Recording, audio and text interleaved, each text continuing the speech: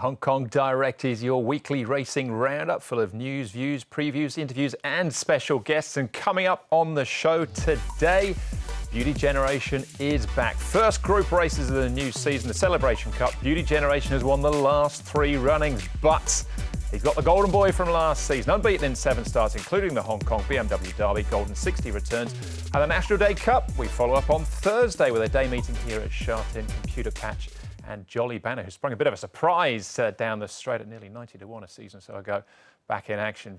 I'm Andrew Jeune. Great to have your company for the show. Please say Graham Cunningham, Hong Kong Direct regular, joins us again. And Graham, we've already had a couple of very striking performances this season, but say some real big top liners back on the weekend. Yeah, the stakes get really high on Sunday at Sha Tin for the Celebration Cup, and it is the Master Miler against the Golden Boy, but it's also one of the most seductive setups in sport. Is the aging champ, the old king, going in against a young pretender who has that aura of stardom about him. And we have the added kicker this time that the old king has to give the young prince £18. But it's not the first time he's faced this challenge either, Graham. Last year, Waikuku, I know he didn't win the Derby the previous year, but he was one of the star 4-year-olds. And the year before that, we had Ping Hai Star, and he dealt with both of them. Yeah, to just look at Beauty Generation's record in this race. 3 years ago, he was the young up-and-coming horse. He only carried 113 pounds.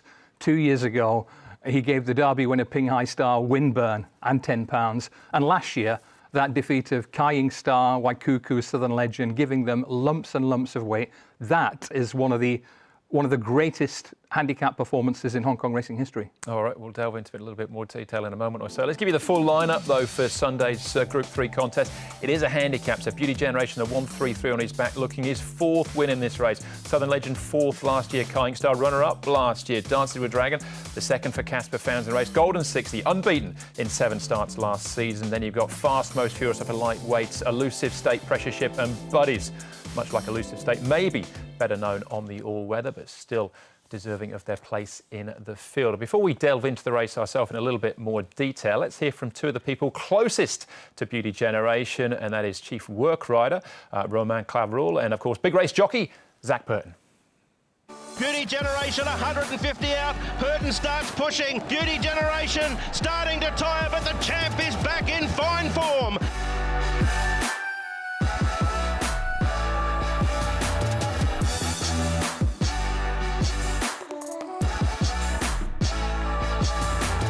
Well, you're the guy who rides him most mornings now. Not every morning anymore, but most mornings now. What was your impression of the trial?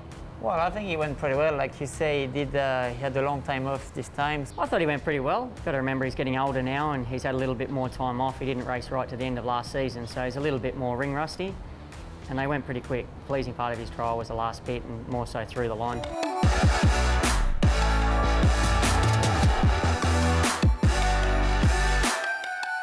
I've got to ride in the races twice a week, so I'm not silly enough to go in his box too often. I know what he's like, I know what his reputation's like, but you're with him every day. Well, you give me a few stars, I can tell you that. I think you should come around and try to go in his box. No, well, I know what his reputation is, so I'll leave that part to you.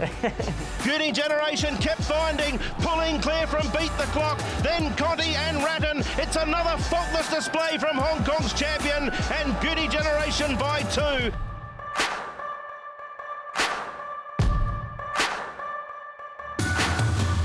You know, my role is a bit unusual on race day because I do work behind the gate. I just have to wait for you at the gate and see what the horse is feeling, is acting. And do you actually realize when I'm in the gate with you, you always say one thing to me is, give him a pat, give him a pat. Yeah, well, you know him well and I know he knows you, and give him a pat. And it's about getting him to relax in the gates for me, because all the work has been done. I've got around there, you run over like a kitty in the candy store to grab him. It doesn't matter who's meant to lead him behind the gate. You're getting the elbows out, and you're first one to grab hold of him and to walk him around. And most of the time you get up in the gates with me. Yeah. So, you know, our job then is, he's pretty good in the gates, isn't he, as we know, but from time to time he gets a little bit edgy. He can get a bit agitated sometimes. So we've got to keep him nice and relaxed and make sure that he's focused for when the gate opens.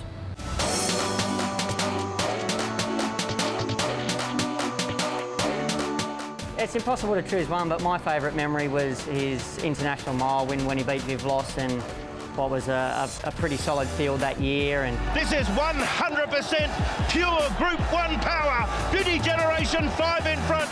Viv Lawson, Southern Legend. He is invincible, Beauty Generation.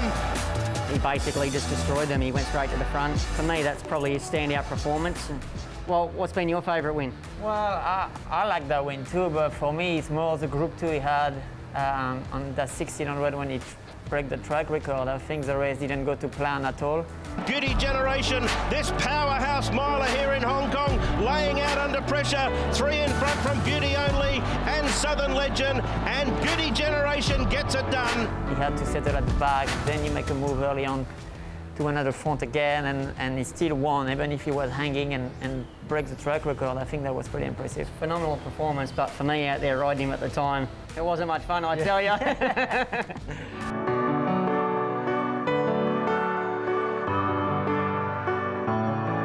Listen, champions do things that other horses can't. Let's just hope that he can. He looks good. To me, he still feels like he's got the will to want to do it. It's now David's job to be able to handle him. You know, we're looking to create history. He's looking for that elusive 19th win that no other horse in Hong Kong has had. So, for me, it's exciting. Let's hope we can get another international Group 1 with him. Of course, Zach referring to David Hayes. This is the new angle in the whole partnership there, Graham. But great to hear from Romain and Zach in a casual sort of chat about the champ. Yeah, that's a really nice piece. And it's revealing because with John Moore departed, these are the two guys who've had most to do with Beauty Generation over a 3-year period. And it's fascinating to hear from them. But since last season, Beauty Generation has turned 8. That's generally the time at which a really good horse's powers start to slowly wane. And no matter what he does in the mornings or in that trial that we saw, nothing can replicate the heat, the intensity of a world-class handicap like Sunday's Celebration Cup. And the answer to the question of does the fire still burn will only come when Zach says, let's roll about 350 metres out. It's a spellbinding prospect. It certainly is. His course and distance record, though, has only been beaten once over the 1,400 metres. Fresh up, he's only been beaten once, and that actually coincided with that 1,400-metre defeat. That was his first ever start. So you could argue that he's at his, say, best, relatively speaking, in this race. Yeah, sometimes if you keep it simple and just offer up those stats, you say, wow, this horse is a prime contender again. And don't forget that having dipped a little on the form scale in the second half of last season, he's on a rating on Sunday 7 pounds lower than when he won this race last year. Yeah, if Kying Star finished second, he's going to have to be a stone better Kying Star if he's going to roll him. My Darling was the horse that beat him fresh up as well over the 1,400 metres. What about Golden 60 then back? What's your feeling about him in terms of his trial and all the work he's done in preparation for the weekend? Well, I don't know whether you ever watched a great TV show called The Wire, but if you did, one of the great phrases from that show is, you come at the king, you best not miss. Well, you best not miss if you're getting 18 pounds. So if Golden 60 is to be a genuine Group 1 horse, international Group 1 horse this season, he needs to win and win well. I've nothing negative to say about Golden 60, but this is his first time in against the big boys. He does get the 18 pounds.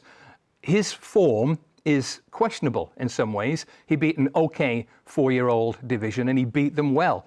His run style doesn't lend itself to wide margin wins, but what his reputation is based on is striking closing splits. Right from day one, he is capable of uncoiling that turn of foot on a 22-second, sub-22-second closing split. The question is, can he uncoil the same sort of acceleration when Beauty Generation lays down that mid-race heat? That's the big question for Golden 60.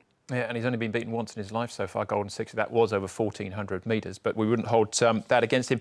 As far as his trials are concerned, Graham, very difficult to get a handle on where he's at because they've been, well, easy as you like. He hasn't done a tap, really. 2 trials, I think, both on the dirt, Andrew, and beaten well over 30 lengths combined. So they've been very, very gentle leg stretches. Recent gallop on the turf was perhaps more significant, but we have to judge Golden 60 on the afternoon evidence, not the morning evidence. He is a tremendously bright prospect, but he's in against the big boys for the first time. It's a different preparation. As you know, Andrew, Derby winners tend to come out quickly 4 weeks or so later at level weights against the cream of the crop, over 2,000 metres in the QE2 Cup. Francis Loy is plotting a different path, lengthy extended break into a Group 3 handicap and getting all that weight. It is clearly by far the most significant day in Golden 60's career, even though he is a Derby winner, testing himself against the best horse Hong Kong has seen for many moons, that is the acid test for him. Yeah, we won't hear from Francis Lloyd, but we will hear from David Hayes, Beauty Generation's trainer, and also from Golden 60s jockey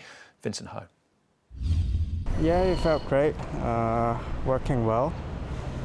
Last gallop felt good, and yeah, all normal, healthy. The 2 trials that he's had, they've looked pretty quiet. Was that the plan? Track condition wasn't as planned, and didn't want to force him too much with all the kickbacks and that. So wasn't as planned, but we gave him a grass gallop the last bit and had a really good blow. So that helps.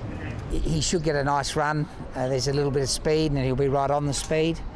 And he's healthy and well, and I'm very, very happy with him and looking forward to the challenge. And it's probably an advantage in distance for Beauty Generation, an advantage in weight for the young champion. So it'll be an interesting clash of the young and the old. It certainly will be. Of the rest, Graham, we shouldn't ignore the Founds factor with Southern Legend and Dancing with Dragon. Casper Founds absolutely flying this season. But of the rest of the fields, there's some very, very nice horses looking off some very, very light weights. Absolutely. And tactically, I think it has to be a truly run race. Chad Schofield has already said that he won't die wondering on Kying Star, proven front runner. Buddies is a proven front runner. I think it stacks up to be a truly run race. Beauty Generation to kick on 300 metres from home. But if it is a really strong gallop, keep an eye on Fast Most Furious. He really thrived in the closing weeks of last season. 7 furlongs, 1,400 metres, hard gallop is bang on for him. Minimum weight, Alexis Badel. If there is a party pooper, and in many ways as a purist, you hope there isn't, Fast Most Furious could be the one. All right, so we'll finish the show with Beauty Generation winning last year's Celebration Cup. And in the part 2 of the show, we'll look ahead to the National Day Cup on Thursday as well. Still plenty more to come right after this.